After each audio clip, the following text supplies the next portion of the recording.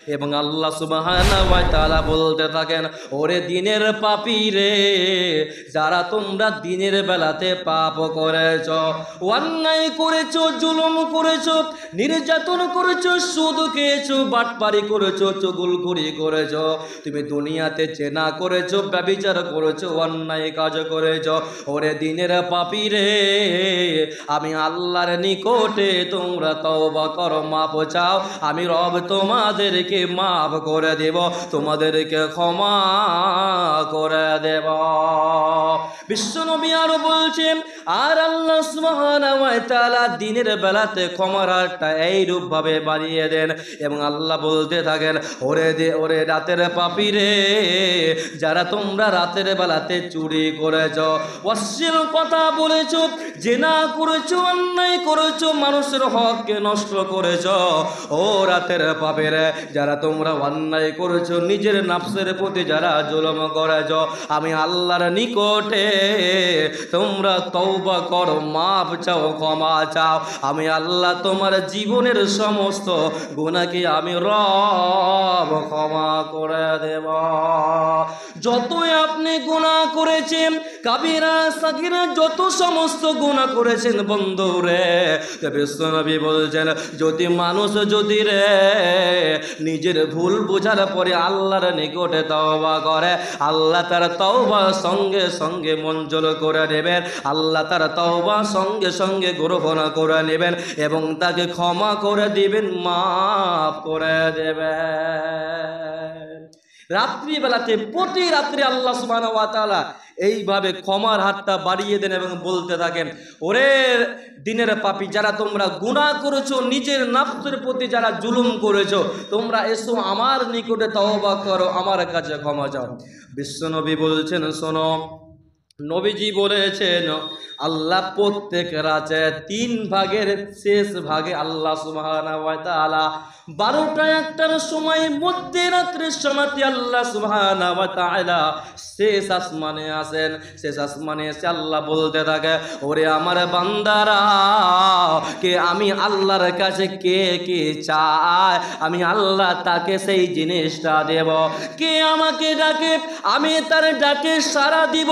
কে আমার কাছে মাপ চাই, ক্ষমা চাই, আমি রব তাকে ক্ষমা করে দিব, মাপ করে দেব। কিন্তু হতভাগা মুসলমান, আমরা সে আল্লাহর নিকটে তওবা করতে পারলাম না, আল্লাহর কাছে ক্ষমা চাইতে পারলাম না, আল্লাহর নিকটে মাপ চাইতে পারলাম না। আল্লাহ বলছেন, যদি কোনো বান্দা যদি রাত্রিবেলাতে আমার কাছে কোনো কিছু চায়, যে কোনো সময় যদি আমার কাছে কোনো কিছু চায়, আমি আল্লাহ তাকে অবশ্যই আমি তাকে সেটা দান করব।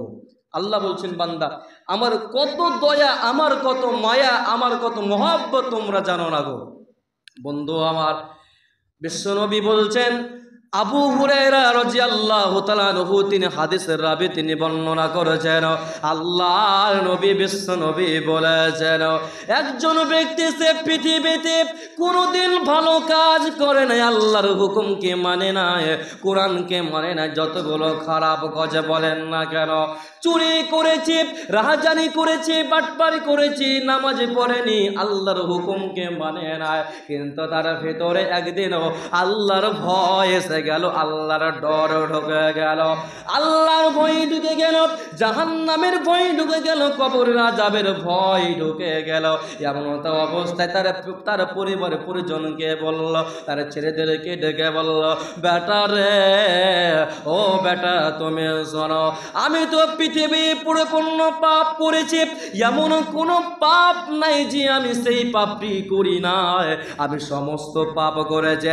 বেটা রে, যখন আমি মারা যাব, বেটা তুমি শোনো, যখন আমি মারা যাব, আমার লাশখানাকে তুমি সমুদ্রের তীরে নিয়ে যাবে, সমুদ্রের তীরে নিয়ে যাওয়ার পরে আমাকে পুড়িয়ে ছাই করে দিবে এবং পুড়িয়ে ছাই করে দেওয়ার পরে সেই ছাইখানিকে 2 ভাগে বিভক্ত করবে, অনিসফা ফিল বাররে, 1 ভাগ বেটারে জমিনে ছিটিয়ে দেবে, হাওয়াতে উড়িয়ে দিবে, জমিনে ছিটিয়ে দিবে, অনিসফা ফিল বাহারে, আর 1 ভাগ বেটা তুমি সমুদ্রের তীরে ভাসিয়ে দেবে, যাতে আল্লাহ যেন আমাকে ধরতে না যেন পারে। একজন ব্যক্তি সে নিজের প্রতি অবিচল করে ফেলেছে, নিজের নফসের প্রতি জুলুম করে ফেলেছে, কিন্তু হঠাৎ একদিন তার ভিতরে আল্লাহর ভয়, আল্লাহর ডর তার ভিতরে এসে গেল। একদিন সেই তার ছেলেদেরকে ডেকে বলছে, বেটা, যখন আমি মারা যাব, মারা যাওয়ার পরে আমার লাশখানাকে তুমি সমুদ্রের তীরে নিয়ে যাবে, সমুদ্রের তীরে নিয়ে যাওয়ার পরে আমাকে পুড়িয়ে ছাই করে দিবে, পুড়িয়ে ছাই করার পরে সেই ছাইখানাকে দুই ভাগে বিভক্ত করবে, এক ভাগ হাওয়াতে উড়িয়ে দিবে আর এক ভাগ তুমি সমুদ্রতে উড়িয়ে ভাসিয়ে দিবে, যাতে করে আল্লাহ যেন আমাকে ধরতে যেন না পারে। দেখেন আল্লাহ রসুল কেন এই কথাটা বললেন? বিশ্বনবী বলেছেন, শোনো, সেই ব্যক্তি কোনোদিন আল্লাহর হুকুমকে মানে নাই, পৃথিবীতে এমন কোনো পাপ নাই যে সে পাপ করে নাই। যখন সেই ব্যক্তি যখন মারা গেল, মারা যাওয়ার পরে তার ছেলেরা তার বাপের আদেশ পালন করল। যখন তার বাপ মারা গেল, তার ছেলেরা ঘাড়ে করে সমুদ্রের তীরে নিয়ে চলে গেল, আর সমুদ্রের তীরে নিয়ে যাওয়ার পরে তাকে পুড়িয়ে দিল, পুড়িয়ে ছাই করে দিল, এক ভাগ হাওয়াতে উড়িয়ে দিল, আর একবার সমুদ্রেতে ভাসিয়ে দিল। আল্লাহ সুবহানাহু ওয়া তাআলা কিয়ামতের দিন সেই ব্যক্তিকে জীবিত করে বলবে, ওরে আমার বান্দা, ও কলিমুদ্দিন তুমি বলো, ও আব্দুল সাত্তার তুমি বলো, কেন কেন তোমার ছেলেকে এই কেন উপদেশ করে গেছিলে, তোমার ছেলেকে কেন এইরকম কথা বলে গেছিলে বলো।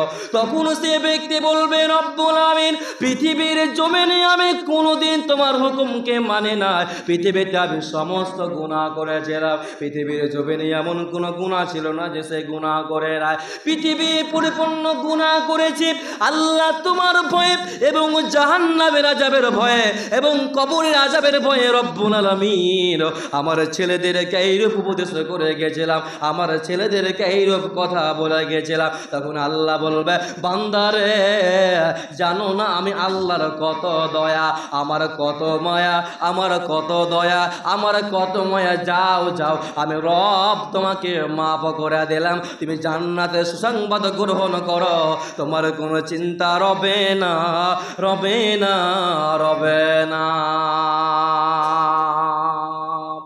দেখেন সেই ব্যক্তি আসমান থেকে নিয়ে জমিন পরিপূর্ণ গোটা শরীর ভরপুর সে গুনাহ করেছিল, কিন্তু তার ভিতরে আল্লাহর ভয় এসেছিল, আল্লাহর ডর এসেছিল।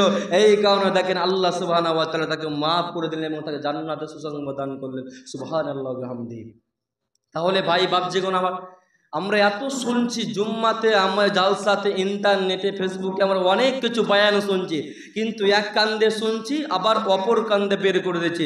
আমরা কোনো আমাদের সমাজ পরিবর্তন হচ্ছে না, আমাদের পারাস্য পরিবর্তন হচ্ছে না, আমাদের দেশ পরিবর্তন হচ্ছে না। এই কারণে একটাই কারণ, আমাদের ভিতরে আল্লাহর ডর নাই, আল্লাহর ভয় নাই, জাহান্নামের ভয় নাই, কবরের ভয় নাই, ফুলসিরাতের ভয় নাই, আখিরাতের ভয় নাই। এই কারণে আমরা সেই জিনিসকে বলে ভুলে গেছি। এই কারণে আমাদের সমাজ, আমাদের গ্রাম, আমাদের দেশ পরিবর্তন হচ্ছে না। এক নাম্বার কারণ।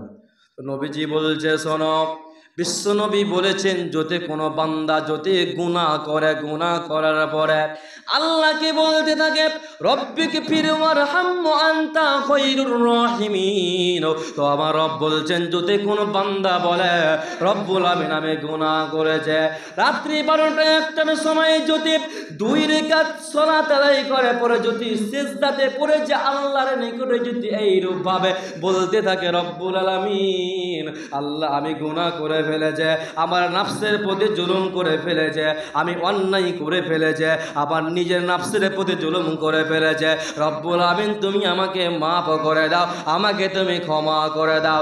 যদি কোনো বান্দা, যদি কোনো ব্যক্তি যদি 2 ফোঁটা চোখের পানি যদি বের করে যদি কান্না করে যদি আল্লাহর নিকটে মাফ চাইতে পারে, ক্ষমা চাইতে পারে, তো আল্লাহ রাসূল বলছেন তার চোখের পানি পড়তে দেরি হবে, আল্লাহ তার গুনাহ মোচন করতে 1 সেকেন্ডও দেরি করবেন না।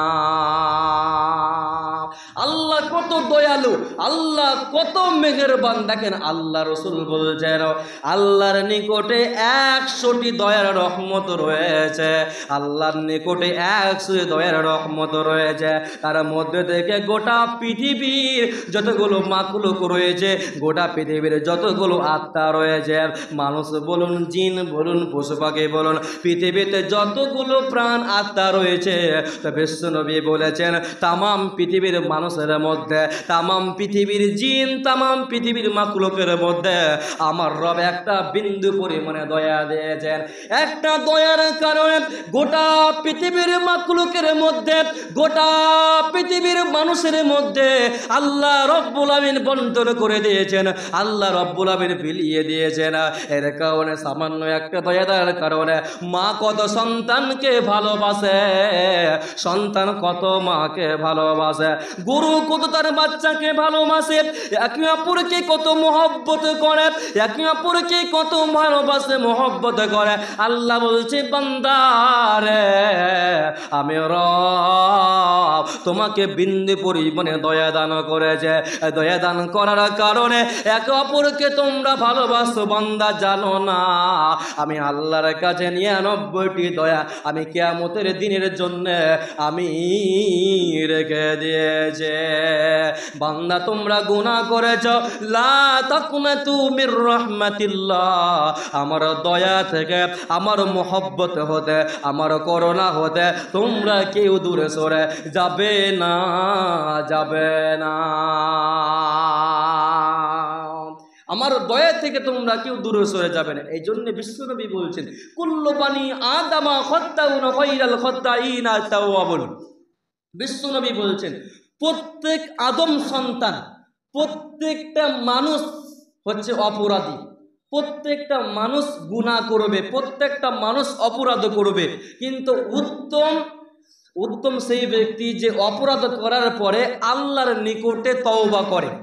যেই ব্যক্তি অপরাধ করার পরে, গুনাহ করার পরে, ভুল করার পরে খয়রান মানে হচ্ছে বেহতার, মানে সব চাইতে ভালো, যেই ব্যক্তি আল্লাহর নিকটে গুনাহ করার পরে তওবা করবে, ওই ব্যক্তি হচ্ছে সব চাইতে উত্তম ব্যক্তি, ওই ব্যক্তি হচ্ছে সব চাইতে ভালো ব্যক্তি। এই জন্য নবীজি বলছেন যদি পৃথিবীর কোনো মানুষ যদি গুনাহ যদি না করতে, তাহলে আল্লাহ এই জাতিকে হালাক করে দিতেন, ধ্বংস করে দিতেন, আর এক জাতিকে আল্লাহ পৃথিবী জমিনে সৃষ্টি করতেন।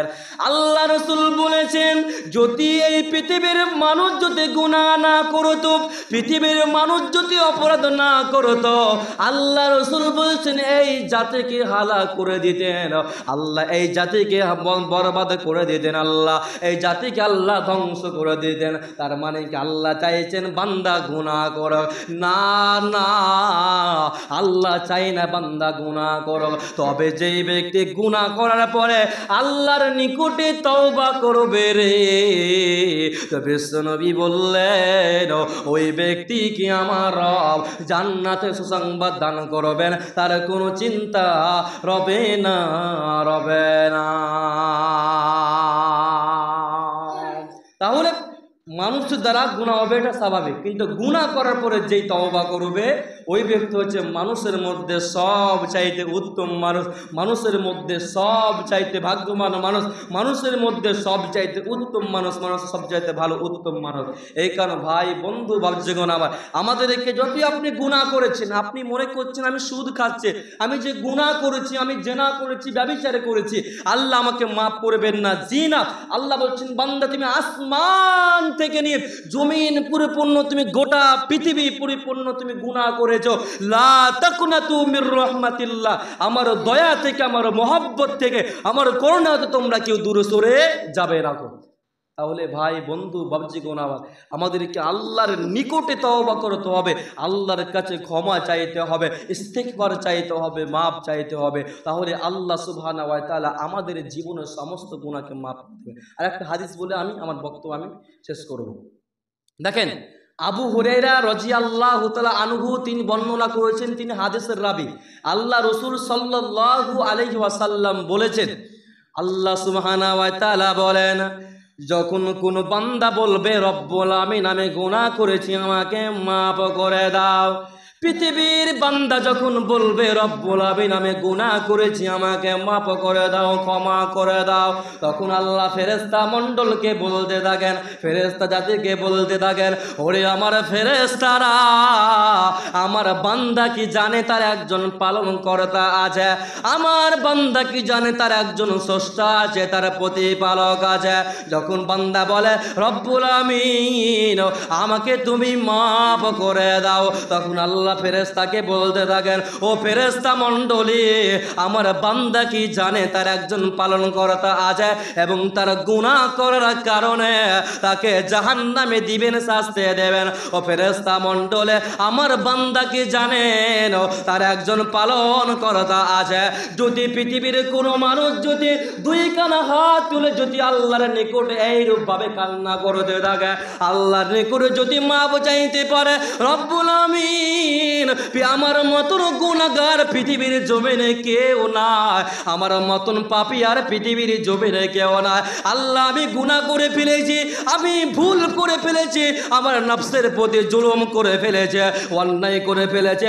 আল্লাহ বলছেন যদি কোনো বান্দা যদি আমি আল্লাহর নিকটে যদি এইরূপভাবে যদি তওবা করতে পারে, আমি আল্লাহ তার তওবাকে সঙ্গে সঙ্গে আমি আল্লাহ গ্রহণ করে নেব। যদি কোনো বান্দা যদি গুনার বোঝা নিয়ে আমার দরবারে যদি উপস্থিত হয়, যদি কোনো বান্দা যদি তার আসমান থেকে নিয়ে জমিন পরিপূর্ণ গুনাহ নিয়ে যদি আমি আল্লাহর দরবারে যদি উপস্থিত হয়, আমি আল্লাহ তার সমস্ত গুনাহকে মাফ করে দেব। বান্দারে লা তাকনাতু মির রাহমাতিল্লাহ, আমার দয়া থেকে তোমরা কেউ দূরে সরে যাবে না, যাবে না, যাবে না। তাহলে আল্লাহর কাছে আপনাকে মাপ চাইতে হবে। আপনি যে কোনো জিনিস চাইবেন, ধরেন আপনার একটা জুতার ফিতা ছিঁড়ে গেছে, সেটা চাইবেন কোথায়? আল্লাহর কাছে। আপনার জানছি আপনার কাছে টাকা আছে, পয়সা আছে, আপনার কাছে জমি জায়গা অট্টালিকা সবই আছে, চাওয়ার থাকার সত্ত্বে আপনি আল্লাহর কাছে চান, আল্লাহর কাছে আপনি ছোট হয়ে ভিখারির মতন করে যদি আল্লাহর কাছে চান, আল্লাহ এত বেশি খুশি হন যে তিনি অন্য কোনো ইবাদতে এত বেশি খুশি হন না।